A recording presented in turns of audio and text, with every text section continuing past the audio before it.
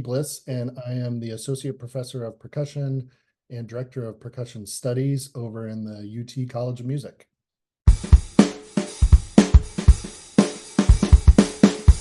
Undergrad and graduate students in the Percussion Studies program, and my primary teaching responsibilities are applied lessons, which typically are like private lessons for music. And I also direct the University of Tennessee Percussion Ensemble. So I do some ensemble instruction, some graduate seminars, and also undergraduate and graduate private lessons.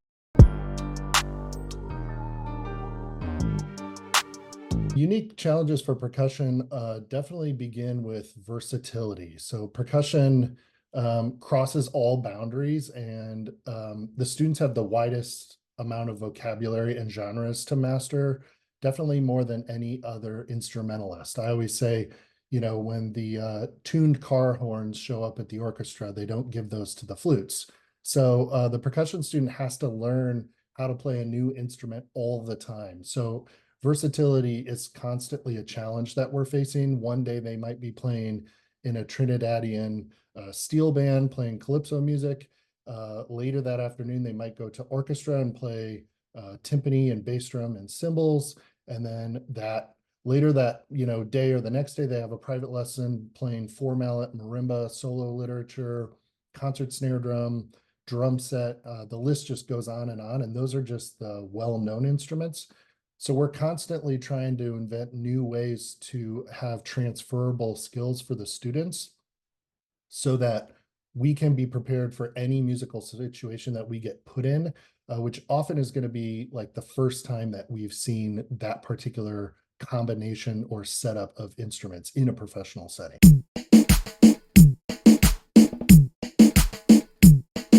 I kind of think of the students as musical athletes, and I started to consider at least how I perceive a student athlete's life might be. They have their major practice session every day or in season at least, but they also have training, individual training. They have weightlifting, probably some nutrition classes, film study, and they have staff support for all of those things. And I started to ask myself, how might we be able to provide infrastructure for our students?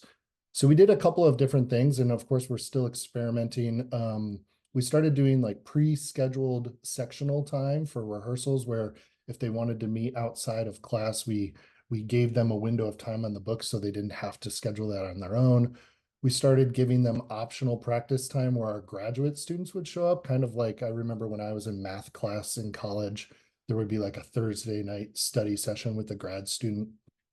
And then we also started doing small applied group lessons where instead of me seeing them for an hour once a week alone, I would see them as many as 3 times a week where they could get a little bit of extra attention, but I'm working with a number of students and having additional touch points, especially for our younger students, has been really transformational, I've noticed. Still learning all the time. The first thing I've really noticed, and this was definitely one of my intentions, was it normalizes performance.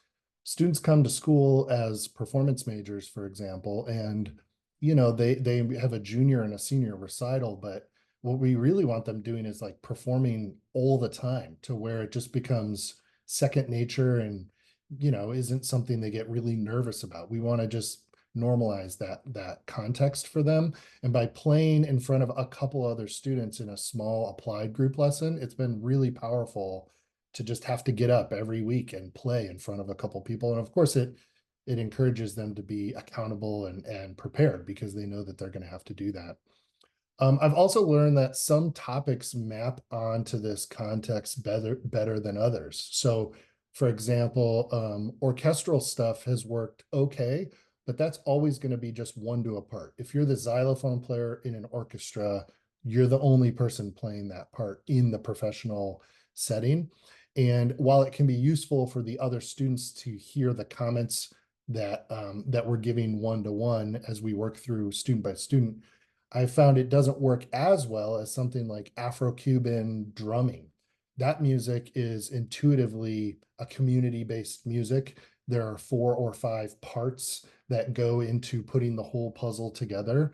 And honestly, teaching that to a single student in a private lesson is kind of like playing baseball by yourself. You know, I can teach you this position and this position and this position, or I can, you know, in the musical sense, I can teach you all the patterns, but we don't have an opportunity to put them together and actually start to hear what the whole thing sounds like. So as we learn what works better contextually in musical contexts, you know, we're definitely adapting. And the final thing is, I think we're just noticing a deeper sense of community. You know, we've had students you know, really bond together when we have playing exams coming up. They're all working on some similar material, and they're getting together and practicing for that exam to make sure they're ready. And I think that's been really awesome to see.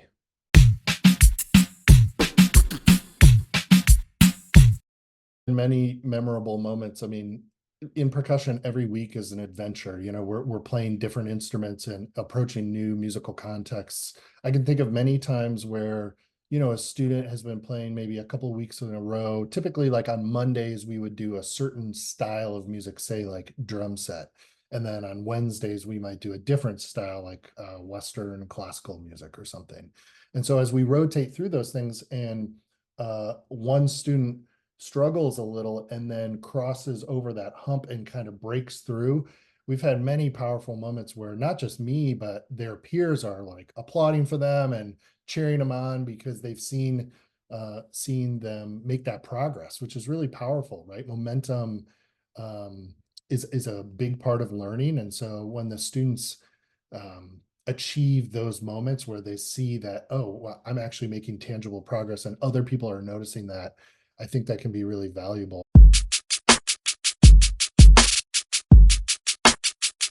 I could actually see this working in a lot of different contexts. Cohort-based learning is really powerful. I've actually been reading about in business, you know, a lot of people take classes online, but community-based learning is like a new buzzword in the business world. And I know several platforms that have kind of shifted to that. So my advice would be to do things gradually. You know, in my context, they're used to working one-to-one. It's a very traditional model that is done internationally. You take a private lesson with a master teacher, and that's how music is taught. And there are many benefits to that for sure. The one-to-one attention is powerful, but there are also benefits to working in a group and having that support structure. So